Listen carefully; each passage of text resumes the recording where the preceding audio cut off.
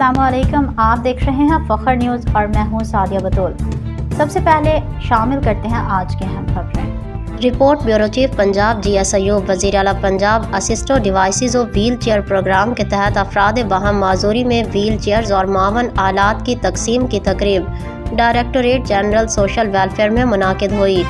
तकरीब में सूबाई वज़ीर सोशल वेलफेयर और बैतुल माल पंजाब सुहेल शौकत भट्ट ने बतौर मेहमान ख़ुसूसी शिरकत की।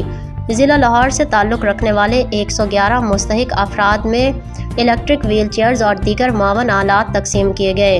इस मौके पर सूबाई वज़ीर ने कहा कि पंजाब भर में मजमूई तौर पर 12,245 मावन आलात अफराद बाहम माजूरी में तकसीम किए जा चुके हैं, जिनमें मैनुअल और electric wheel chairs, tricycles, walkers और दीगर मावन आलात शामिल हैं।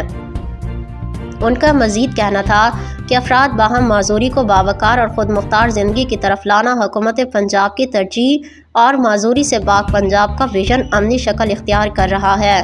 ख़ुसूसी अफराद को हिम्मत कार्ड, व्हील चेयर्स और मावन आलात के फरहामी फलाही रियासत की जानिब एक अहम कदम है।